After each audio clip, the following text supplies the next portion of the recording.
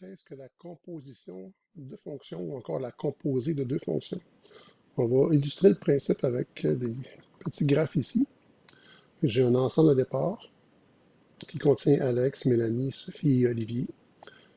Ici, j'ai un ensemble intermédiaire qui est un ensemble d'arrivées pour l'ensemble de départ qui est ici, composé de Jean, Éric, Luc et Stéphane. Puis la relation, c'est l'ensemble de départ a comme paire l'ensemble d'arrivées ici. Et ça, cette fonction-là, qui associe les gens de l'ensemble de gauche, gens de l'ensemble du centre, je l'appelle P. Donc, le père d'Alex, c'est Eric.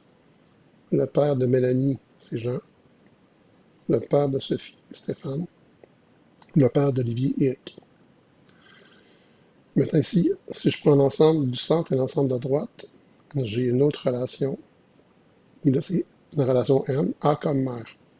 Donc, Jean a comme mère Louisette, Éric a comme mère Rachel, Luc a comme mère Germaine et Stéphane a comme mère Suzanne. Ce que j'aimerais faire, c'est mettre en relation les gens du premier ensemble avec les gens du dernier ensemble en enlevant l'ensemble du milieu. Donc, je vais créer comme une nouvelle fonction qui pourrait s'appeler peut-être G, qui serait comme la grand-mère maternelle. La grand-mère paternelle. Donc, quelle est la grand-mère paternelle d'Alex? Ben, Alex est le fils d'Éric. Éric est le fils de Rachel. Donc, la grand-mère paternelle d'Alex, c'est Rachel. Je devrais faire un lien directement ici. Et c'est ça la composition de fonctions, c'est de prendre deux fonctions comme ça et en faire qu'une seule, qui commence dans, on va dire, l'ensemble de départ de la première fonction et qui va dans l'ensemble d'arrivée de la deuxième fonction. Donc, la nouvelle fonction composée, ici, que j'ai appelée F, ou peut-être pour famille, bon, qui est le petit rond qui est ici, c'est le symbole de composition. On va dire M rond P ou encore M après P. Et on va se simplifier la vie en l'écrivant nous M de P. Ça veut dire que M rond P, je fais M après P, où je commence par déterminer qui est le père et ensuite je peux déterminer qui est la mère du père. Et donc j'obtiendrai qui est la grand-mère paternelle. Donc si on fait ça ici, on a notre ensemble solution. Ce qu'on veut faire, c'est la même chose, mais avec des fonctions. Donc tout à l'heure, on avait dit ici, Alex a comme père Éric, Éric a comme mère Rachel. Donc Rachel est la grand-mère paternelle d'Alex. Il y a un lien entre Alex et Rachel. J'ai plus besoin de l'information du centre. Si on veut faire ça avec des fonctions algébriques, j'ai ici une fonction f1, f de x égale 2x plus 3, une fonction racine carrée, g de x égale racine de x moins 2, une fonction quadratique, h de x égale x2 plus 1, et une fonction rationnelle, s de x égale x plus 7 sur 3 moins x.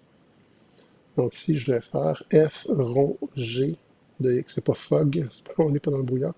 Donc f rond g ou f après g de x. Ça peut être mêlant, le petit symbole, le rond ici. On va tout simplement se simplifier la vie en l'écrivant différemment. Donc ici, on va dire f rond g, c'est tout simplement f de g. Je ne mettrai pas le de x pour nous simplifier l'écriture. Donc, on va dire f, et au lieu de mettre le rond, on met une parenthèse comme ça. Donc, f de g, ça veut dire qu'on commence par faire g, puis après on fait f. C'est comme si on va mettre g dans f, tout simplement. Donc, f, c'est 2x plus 3. C'est f de x. F de x, c'est 2x plus 3. Si j'avais f de y, ce serait 2y plus 3. F de Pierre, ce serait 2 Pierre plus 3. F de lune, ce serait 2 lunes plus 3. F de Mercure, ce serait 2 Mercure plus 3. Okay, bon, ça va. Donc, ce que je mets ici à la place du x se retrouve ici.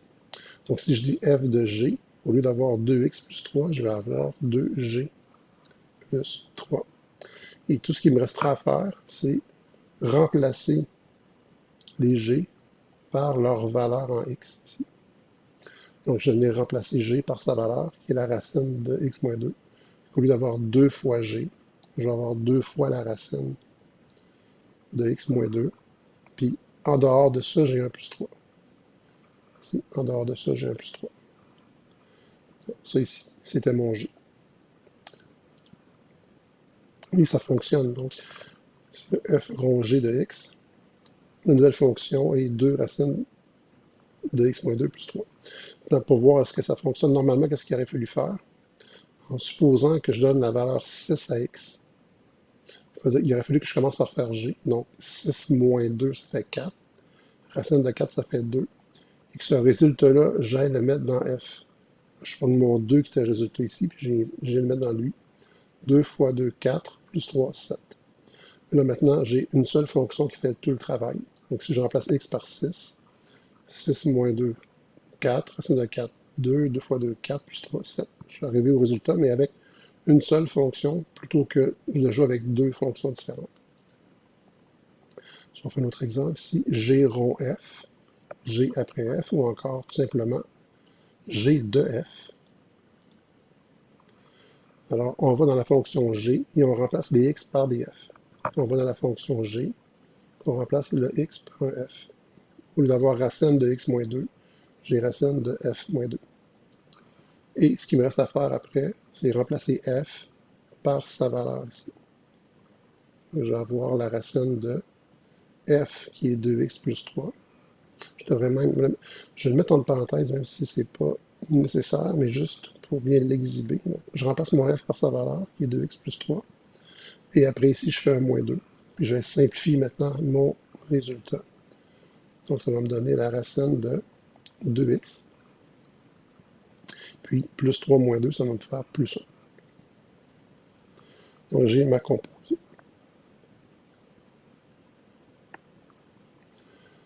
Un avant-dernier exemple, h rond g de x, ou h après g de x. Encore une fois, plus facilement, c'est un réflexe à développer, h de g.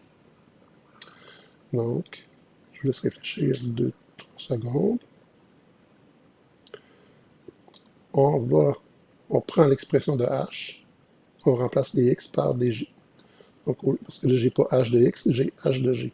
Donc, au lieu d'avoir x2 plus 1, je vais avoir g2 plus 1. G carré plus 1. Et pour terminer, je remplace g par son expression propre. Ici, ça va me faire la racine de x moins 2, qui est mon g. Cette racine-là, je dois la mettre au carré. Et j'ajoute 1 plus 1. Je simplifie si possible. Ici, la racine carrée et la mise au carré vont s'annuler. Il va me rester x moins 2 plus mon 1. Je calcule mes constantes.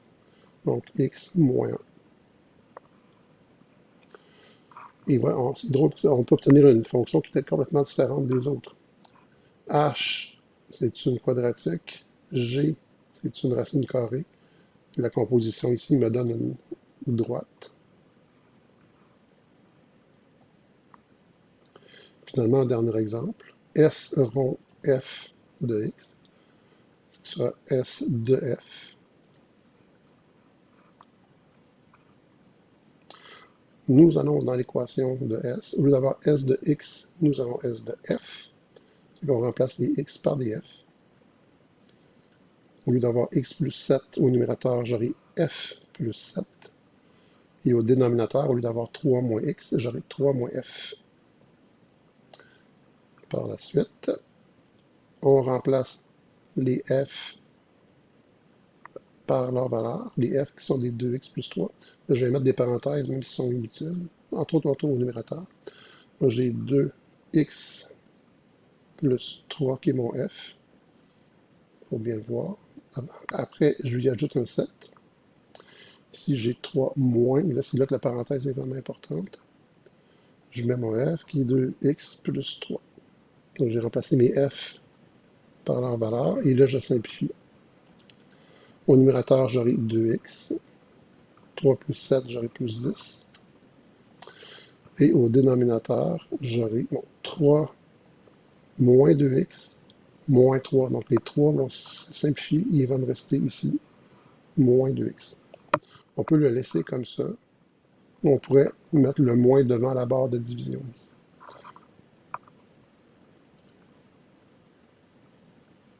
Dans le fond, l'écrire comme ça, ici. Cette écriture-là est relativement standard dans les livres, mais ça peut être mêlant. Des fois, on ne voit pas le petit espace, puis on pense que c'est juste la barre de division. Sinon, on aurait pu aussi mettre un moins, puis une parenthèse.